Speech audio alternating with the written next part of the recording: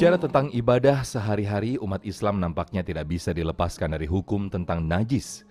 Ya, najis adalah sesuatu yang dipahami sebagai kotoran atau percikan, sentuhan yang bisa membatalkan dan tidak sahnya ibadah yang kita lakukan. Maka ada baiknya juga umat Islam paham akan hukum-hukum, khususnya fikih tentang najis ini. Sejatinya pembicaraan soal najis ini adalah sesuatu yang sangat penting, karena akan berkaitan dengan diterima atau tidaknya ibadah seseorang.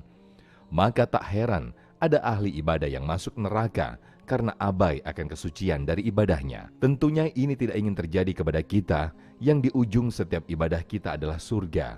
Tidak sedikit yang paham akan tentang fikih najis ini, sehingga beranggapan tidak perlu memahaminya secara mendalam. Di pagi ini akan diulas bagaimana fikih najis yang sebenarnya, diawali dari persoalan soal buang air kecil dan definisi najis dan kotoran itu sendiri. Selamat menyaksikan.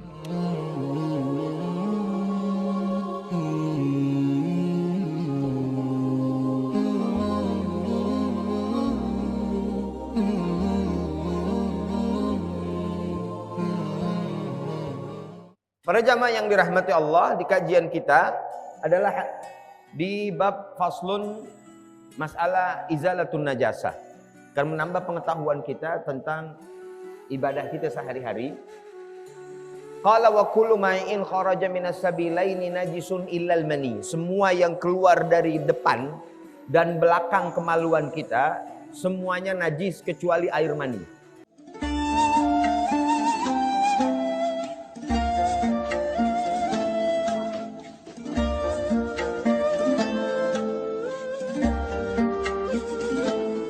Karena pernah terjadi dengan Sayyidah Aisyah radhiyallahu taala anha, Rasulullah sallallahu alaihi wasallam ada di bekas pakaiannya sisa air mani. Lalu digesek oleh Sayyidah Aisyah dan Rasulullah berangkat ke masjid sholat dengan baju itu. Artinya kalau sisa bersetubuh ada air mani, itu tidak najis. Air mani tidak najis karena kita semua berasal dari mani, maka kita semua bukan najis. Najis itu belum tentu kotor. Kotor itu belum tentu najis.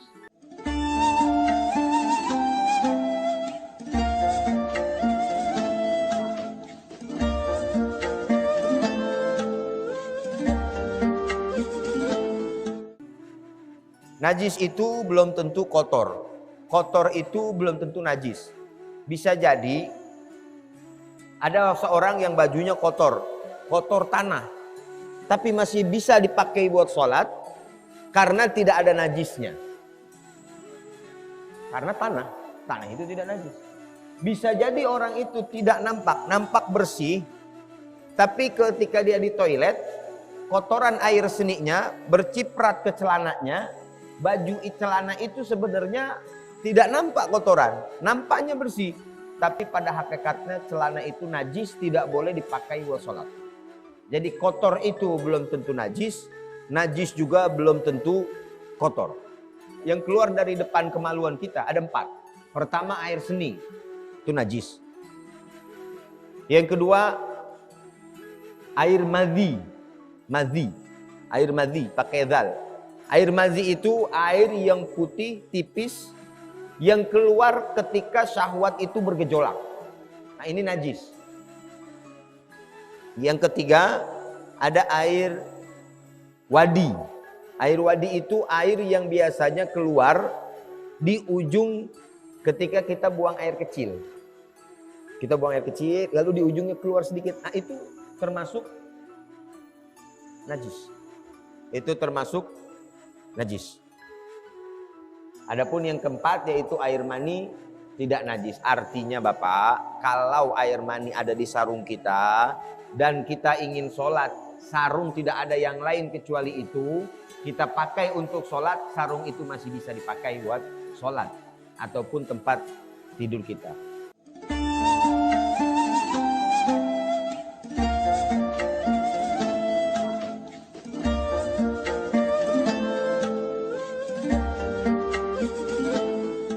Wa ghaslu jami'il abwali wal awrathi wajibun. Mencuci semua kotoran itu semua daripada kencing maupun kotoran-kotoran itu hukumnya wajib. Bapak-bapak yang dirahmati Allah, sering kita anggap kotoran ini yang keluar dari air seni misalnya, kita anggap biasa-biasa saja, bahkan maaf. Ada yang buang air kecil misalnya di bawah pohon atau di tempat-tempat itu terbancret ke celananya, akhirnya celananya dipakai buat sholat. Sholatnya tidak sah. Kenapa? Karena celananya ada najis. Nabi Muhammad SAW pernah lewat di satu makam bersama sahabat. Lalu Rasulullah SAW tiba-tiba berhenti dan mematahkan pohon, lalu menancapkannya. Menancapkan ke pohon itu, berharap pohon ini bisa meringankan siksa seorang yang ada di dalam makam ini. Sahabat bertanya, kenapa ya Rasulullah? Karena dia ketika buang air seni itu tidak membersihkan dengan baik. Jadi jangan dianggap bahwasanya buang air kecil itu tidak ada siksanya. Bisa jadi itu karena tidak paham masalah buang air kecil menjadi sebab sholatnya tidak diterima karena pakaian yang dipakainya itu adalah najis. Lalu ada lagi wal aurat wajibun.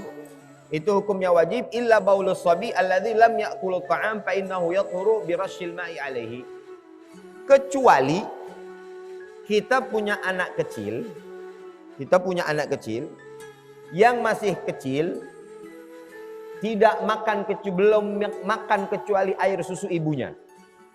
Itu bisa dengan cara ambil air, dicepretkan saja. Kita menggendong karena pernah kejadian bersama Nabi Muhammad SAW. Jadi dulu sahabat sering membawa putra-putranya, Pak.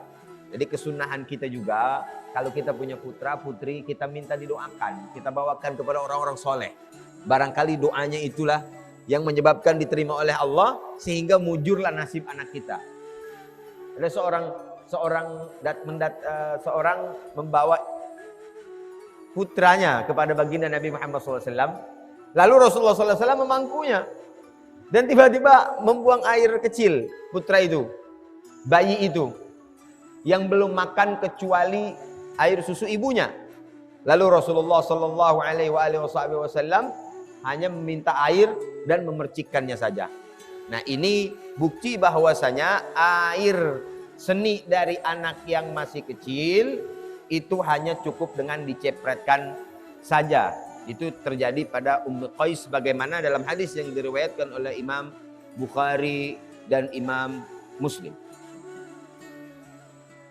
Fa innahu wala yu'fa an syai'in minan najasati illa al-yasir minad dam wal qai. Tidak dimaaf dari sesuatu najis kecuali sedikit daripada darah dan juga nanah. Darah, nanah, najis. Kalau kita sholat, ada darah dan nanah, itu sholat kita tidak sah. Kecuali memang darah itu sedikit sehingga dimaaf. Darahnya sedikit, maka itu sholatnya sah dan dimaaf.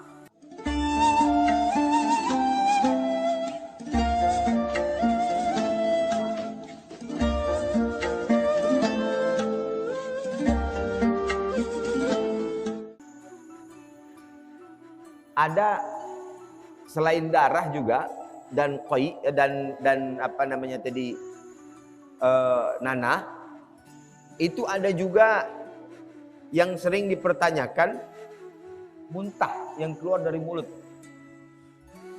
Muntah dan air liur. Ini kadang-kadang di masjid ada yang tidur di masjid nih. Nah, yang tidur di masjid itu baiknya tidak tidur di sejadah. Kaidah umumnya, segala apapun yang keluar dari mulut kita itu suci, kecuali dia keluarnya dari lambung kita. Muntah itu yang dari lambung najis. Air liur itu kalau orang Betawi bilangnya iler. Ya, air iler ya. Itu tidur di bantal kita, di sejadah masjid, ini yang ada di masjid. Air itu kira-kira keluarnya dari perut atau dari mulut? Halo? Kira-kira Pak, keluarnya dari mulut apa dari lambung? Ciri-cirinya kata ulama, kalau yang dari lambung baunya bau perengus. Tahu bau perengus nggak? Ya kagak enak diciumnya. Kalau yang dari mulut itu nggak najis, tapi kalau yang keluar dari lambung itu najis.